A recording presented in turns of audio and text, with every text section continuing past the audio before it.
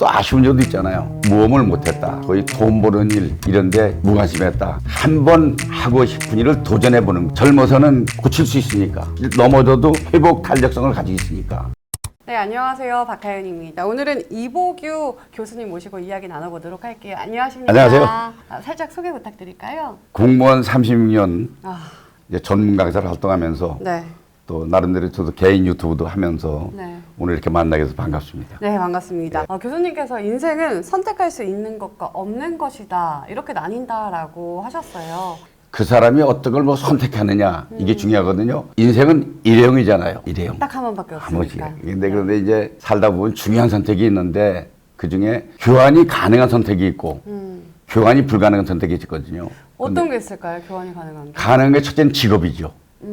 직업은 좋은 학교를 다니고 좋은 기술 가지고 좋은 스펙이 있으면 좋은 직업, 노동 가치를 고부가치하는 직업을 갈 수 있잖아요. 근데 그것도 교환이 가능하죠. 두 번째는 배우자입니다.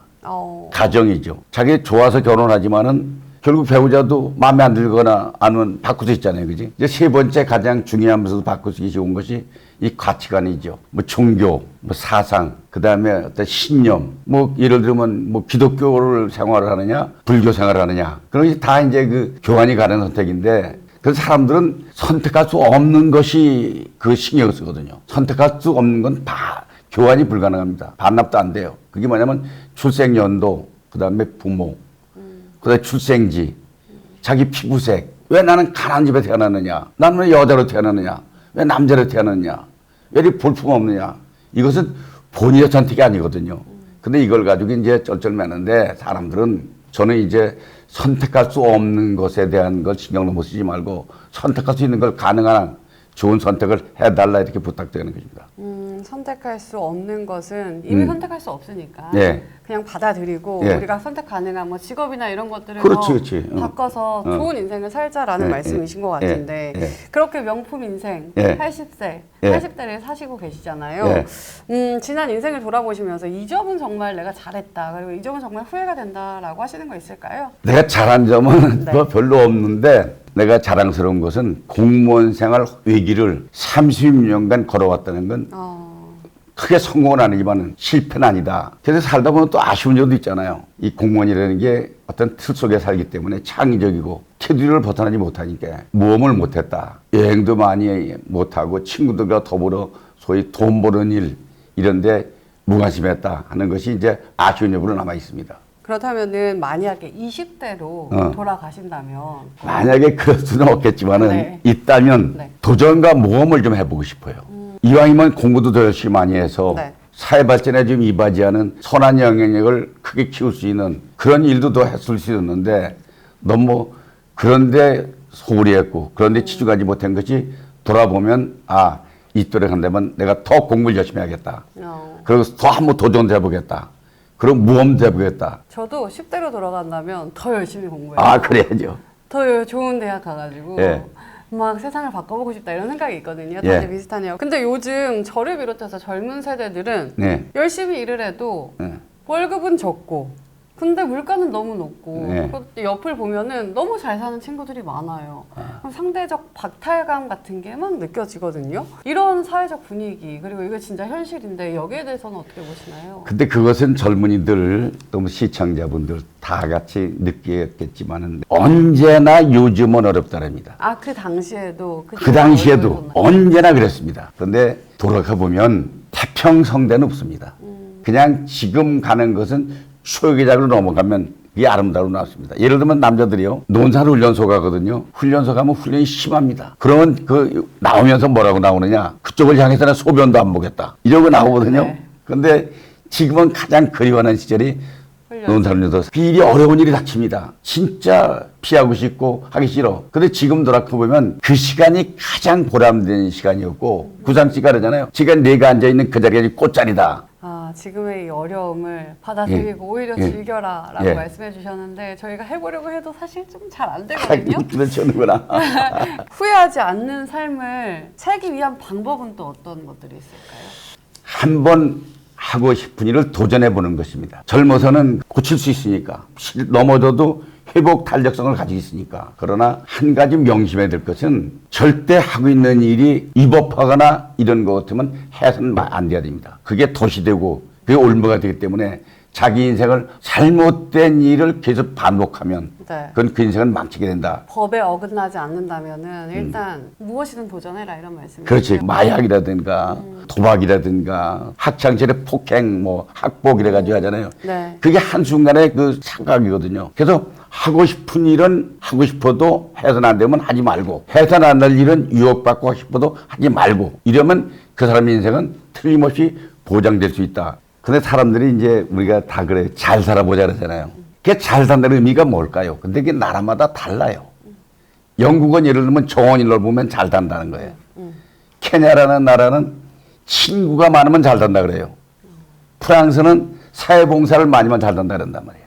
근데 우리나라 사람들은 잘 산다는 게 뭐냐면 부자가 잘 산다 그래요. 부자. 근데 이제 문제는 잘 산다고 하는 것은 행복해야 되는데 행복이 뭐냐 이거지. 행복은요 선택입니다. 기쁜 일이 매일 있는 게 아니잖아요. 그지? 남들의 기쁜 일은 많아. 남이 기쁠 때 함께 기뻐하는 겁니다. 우리 속담 가운데 제일 버려야 될 속담이 네. 사촌이 땅 사면 배가 고프다는 거예요. 사촌이 땅 사면 노래가 기뻐야 돼요. 남이 기쁠 때 기뻐. 옆에 큰 고기 잡으면 그걸 내가 기뻐야 돼. 우리가 프랑스에 라 로슈코라는 사람이 있는데요. 인간 이해자라고 그러는데 그 사람이 한 말 가운데 이런 말이 있습니다. 우린 친구들의 불행 속에서 무언가 싫지만 않은 것이 있다. 자, 내가 실례를 들면 내가 아주 존경하는 선배가 계십니다. 사관학교 가서 별도 달고 뭐 남이 가질 걸 다 가졌어. 내가 갖지 못한 걸 많이 갖고 있어. 돈도 많고 그래. 근데 그 양반이 갑자기 돌아가셨어. 슬픈 마음으로 문상으로 돌아오면 길에 기분이 나쁘지 않은 거야. 왜? 살 때는 그 양반이 난 걸 뭘 갖고 있었지만은 그 양반보다 하나 명이 내 길구나. 그러니까 남의 불행을 때로는 나의 기쁨으로 올 수 있는 세 번째는 가족을 돌보는 거예요. 집안이 잘 되려면요. 나보다는 아들이 나야 돼요. 그지? 아들보다는 손자가 나야 돼요. 그래서 손자 보고 물어봤어요. 너 아버지보다 잘하는 거 있냐 했더니 있다는 거예요. 뭔데? 이랬더니 팔씨름이다 이게. 나 아버지 팔씨름 이긴다는 거예요. 그래서 그래? 그래서 이놈이 나보고 할아버지 할까? 이게. 그래서 거기서 손자가 팔씨름을 했습니다. 네. 누가 이겼을까요? 손자가. 왜? 져줬으니까. 내가 져줬으니까. 근데 져주니까 손자가 그렇게 방방 뛰는 거예요. 할아버지 내가 이겼다고. 이게 가장 사랑입니다. 되게 이혼한다 이런 얘기 30% 이혼한다 그러잖아요. 내가 져주면 될 걸 갖다가 부부싸움하면서 이기려고 그러는 거야. 아니 세상에 부부싸움에서 이겼다고 나라에서 메달 줍니까? 가장 바보스러운 건 가족을 이기고 나서 내가 이겼다고 의식되는 거. 가장 꼴 그럽니다. 그다음에 따뜻한 말 한마디.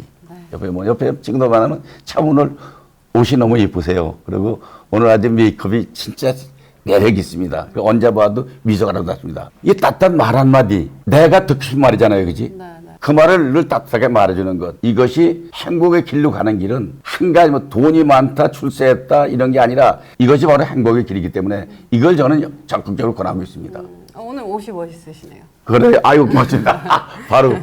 말씀하시네. 예. 네, 행복은 우리가 선택하는 것이다라고 예, 말씀을 계속 해주고 계신데 남들이 기쁠 때 같이 기뻐하고 비교하지 말고 이렇게 사는 것이 행복이다라고 말씀해 주시는데 이렇게 쭉 살아오시면서 또 지혜롭게 사는 방법이 있으실 것 같아요. 절대로 상대방에게 내 자랑을 하면 안 돼. 이렇게 자랑하면 친구들이 예민합니다. 그 다음에 두 번째는 교만한 거. 야, 네가 뭘 한다 그래. 나만아, 내가 할 수 있지.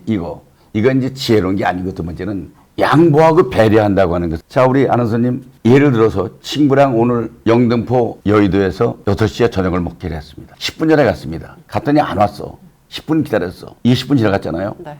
안 와. 그때 전화가 왔어. 10분 늦겠다 이거야. 차가 밀려서. 그럼 30분 지나보는 거냐. 그 전화를 받았어. 그때 어떻게 말하시고 싶으세요? 그래, 그럼 나 여기 잠깐 앉아 있을게. 그렇게 할 수 있죠. 네. 그것도 상당히 수준 높은 대답이지만은 그거는 상대방의 배려하는 대답이 아닙니다. 진짜 배려하는 대답은 야, 나도 아직 도착 못했습니다. 그게 상대방을 배려하는 거잖아요. 내가 지금 20분 기다리고 있어. 야, 너 왜 늦게 와? 너 늘 그렇잖아. 이러면 상대의 배려하는 게 특히 부부지간에서도 남자들이 저녁에 퇴근할 때 난 밥 먹고 들어올 거다 이렇게 약속합니다. 그럼 아내는 이제 일찍 먹고 설거지 치우거든요. 근데 들어와가지고 밥 내놓으라 이거야. 이건 배시이잖아. 아침에 먹고 오겠다 하더니 그럴 때 그럴 때 남편은 나 밖에 먹고 왔으니까 저녁 신경 쓰지 마. 혼자 방에 들어갔다가 8시쯤 실머시 와서 뜨거운 물 끓여다가 컵라면 하나 부어서 방에 가서 몰래 한 그릇 먹고 식 때우는 거. 이게 아내를 배려하는 것이지. 그다음에 이제 더 중요한 지혜는 건 남의 일을 용서하는 겁니다. 용서한다는 것은 그러면 성경에도 그런 말이 있습니다. 우리를 용서해달라 그런 기도문이 있는데 내가 용서한다고 해서 그 사람이 죄가 사해진 건 아니야. 그러나 내가 마음이 편해지. 야, 너 괜찮아. 그럴 수 있어. 이런 게 이게 죄이기 때문에 우리가 살아가면서 냉정하게 생각해보면 솔직하게 얘기해보면 이 세 가지 자랑 교만하지 않는 것, 네. 양보하고 배려하는 것, 용서하고 인정하는 것 이걸 항상 머릿속에 두고 이렇게 행동하면 절대 지혜로운 어린 소리 듣지 늙은이 소리 듣지 않는다. 어른은 어른답게. 또 행복한 삶을 위해서 계속해 말씀을 해주고 계신데요. 우리가 선택할 수 있는 것들이 굉장히 많잖아요. 네. 저희는 좀 어떤 것에 집중을 해야 좋을까요? 저는 내가 4가지를 말씀드리시는데요. 네. 항상 감사라는 겁니다. 이게 뭐냐면 나는 아버님이 돌아가셨어요. 아버지 유품을 정리하다 보니까 통장 하나 나왔어요. 근데 통장 잔고가 제로야. 허전하더라고. 그래서 내가 아버지 회갑 때 금반지 하나 사준 거 있어. 돌아가시고 나서 뭐 있어야 될 거 아니에요. 없어졌더라고. 그래서 내가 집사람한테 물어봤어. 아버지 금반지 어디 갔냐 그랬더니 우리 아내가 그래요. 누가 가져가는지 심증은 가는데 물증이 없다네. 그래서 내가 영성자한테 한마디 했습니다. 아버지 너무한 거 아니야. 나 중학교도 안 보내줬잖아. 다니다 말다 했잖아. 고등학교는 결국 못 간 농사졌잖아. 집 나가서 1년 후에 야간 고등학교 신부대학교 다닐 때 아버지 나 용돈 한번 줘봤어. 대학을 못 다녔잖아. 내가 공무원 돼가지고 야간 대학 다닐 적에 아버지 등록금 한번 대줘봤어. 아버지 결혼할 때 전세 자금 쓰라고 돈 줘봤어. 그러면 돌아가시나 한번 줬을 거 아니야. 이렇게 아버지한테 원망을 했어요. 근데 그게 내가 큰 착각을 했습니다. 아버지한테 못 받은 건 수많은 것 같다. 근데 딱 한 가지. 돈이야. 아버지가 돈을 두고 안 줬겠어요? 돈이 없잖아요. 그걸 왜 내가 죽길 바라느냐고요. 근데 돌아보니까 특히 내가 고마운 건 지금 목소리가 지금 괜찮습니까, 아나운서님? 네. 이 목소리는 우리 아버지하고 목소리가 같아요. 이게 이제 아버지가 준 나에게 선물이에요. 이것 때문에 내가 군대 가서 내가 대북방송 아나운서 한 거예요. 그래서 그때 그 아나운서 하면서 시간이 있어서 공무원 시험 준비를 밤새워 방송하면서 할 수 있던 게 아버지가 준 선물이다. 두 번째 이제 그 중요한 게 역할을 잘하는 건데 우리는 그 모든 사람들이 배역이 있잖아요. 그지? 아버지는 아버지 배역, 엄마는 엄마 배역, 선생님은 선생님 역할. 근데 그 배역을 대본을 써주지 않는 영화나 연극이나 뮤지컬이나 다 대본을 써주는 거지 하잖아요. 근데 우리 각자의 인생은 대본이 없어요. 내 대본 내가 써서 행동하는 거예요. 근데 그 대본을 아버지는 아버지다운 대본, 사장은 사장답게 역할을 잘해라. 그 다음에 이제 우리가 아주 더 중요하지 할 거냐면 늘 길은 양갈의 길이 있습니다. 선택하는 것입니다. 왼쪽 길이 있고 바른쪽 길이 있습니다. 그 다음에 더 중요한 것이 나라에는 국보가 있잖아요. 가정에는 가보가 있잖아요. 그지? 그 보물을 누가 지켜주겠습니까? 나의 보물은 내가 지킨 것이죠. 근데 그 소중한 보물을 공룡탑을 안 넣잖아요. 공룡탑을 스스로 무너뜨리지 말라는 거죠. 요즘 보면 사회에 보면은 그 잘 나가던 사람이 거짓말 한번 되거나 무너진 거 많잖아요. 그러니까 그거를 소중한 것을 지키고 가꾸라. 저는 이제 그래서 사실 이 4가지를 늘 강조하는 것입니다. 감사하고 역할을 잘하고 예. 바른 길로 잘 다니고 보물을 지켜라, 소중한 것을 지켜라라고 말씀을 하시는데 저는 말씀하신 것 중에 내 대본은 내가 쓴다. 맞는 것 같아요. 그럼 우리가 그 결말도 쓸 수 있으니까 굳이 지금 상황이 힘들더라도 하나씩 고쳐나간다면은 그 결말이 달라질 거라고 생각을 합니다. 또 궁금한 게 젊은 세대가 요즘에 결혼을 해서 가정을 이루는 것에 대한 부담이 굉장히 큰 것 같아요. 두렵기도 하고 무섭기도 하거든요. 하고 싶기도 하지만 사실 저는 올해 결혼한 지가 54주년 지났습니다. 와. 우리 55년대인데 네. 우리 집사람은 한 번도 55년 동안 그만 살자는 얘기 안 하고 살았으니까. 그리고 서로 존경하고 결혼할 때는요. 상대가 나보다 낫다고 생각해야 됩니다. 아내는 나보다 낫다고 생각하면 인정해 주는 거 아니에요. 제가 한 주례를 한 250여 차례 섰습니다.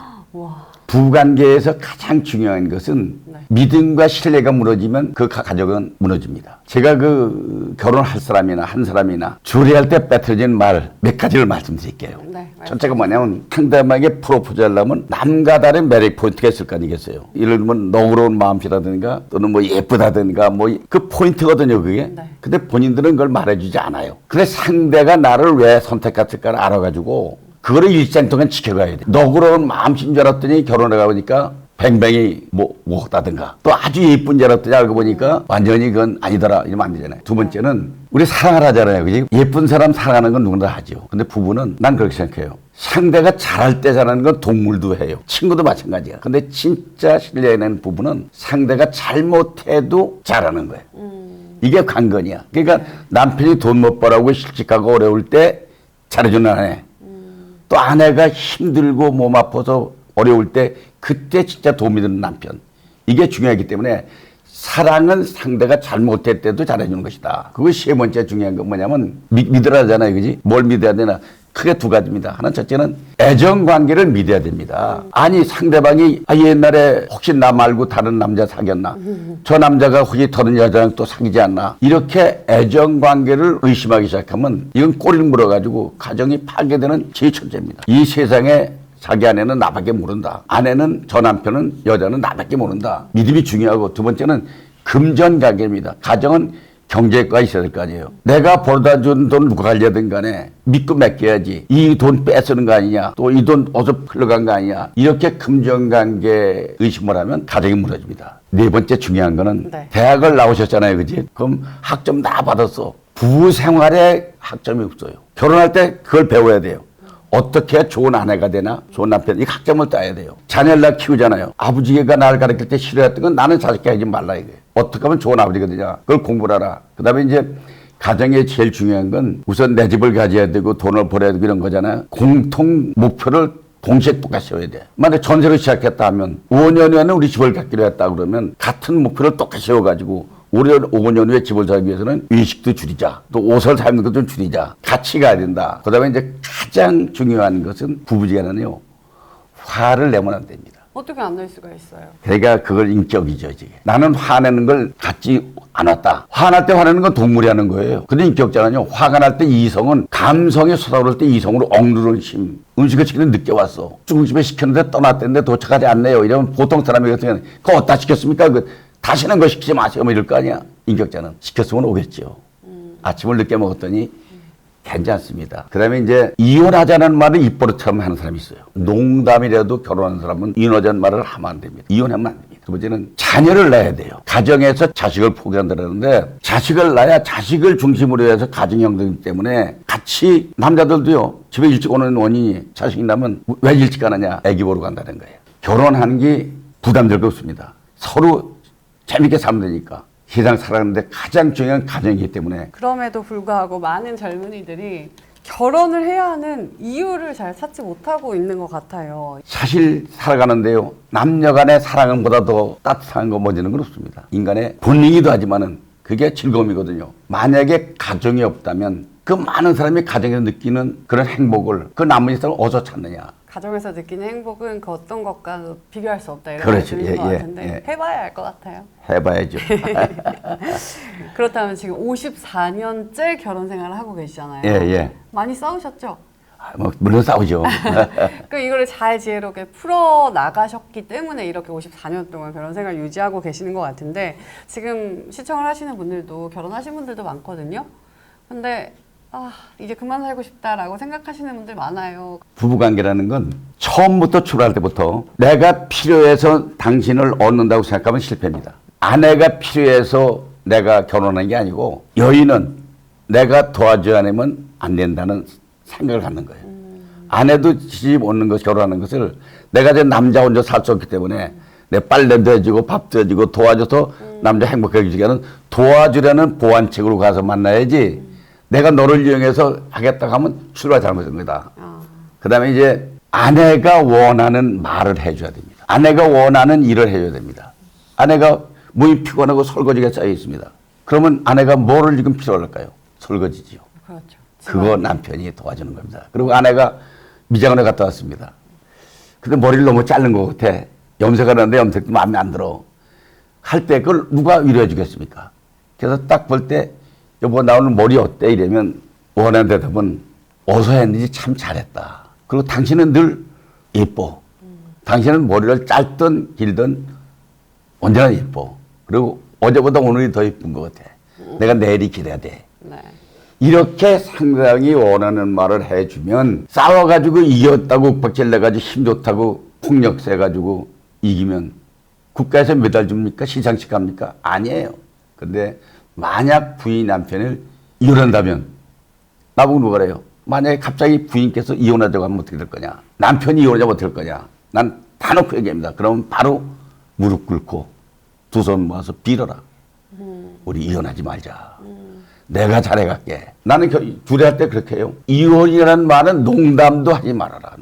농담도 안 됩니다. 그걸 하면 안 됩니다. 우리가 30%의 이혼율을 자랑할 게 아니라 그걸 없애야 돼요. 뭐 옛날에 그렇다고 옛날식으로 뭐 그 집에서 뭐 키모거리 3년, 뭐 봉어리 3년, 장님 3년 이런 게 아니고 실제로 무조건 상대방을 위해서 내가 존재한다고 하면서 더 중요한 바탕은 상대가 나보다 낫다고 생각하는 겁니다. 저 여자는 나만 못하다고 생각하면 그때부터는 무시하게 되거든요. 여자도 저 남자는 나보다 못하다고 생각하면 안 되거든요. 존경심이 드러나도록 처신하고 행동하고 말하는 겁니다. 이걸 제가 얘기하는 것입니다.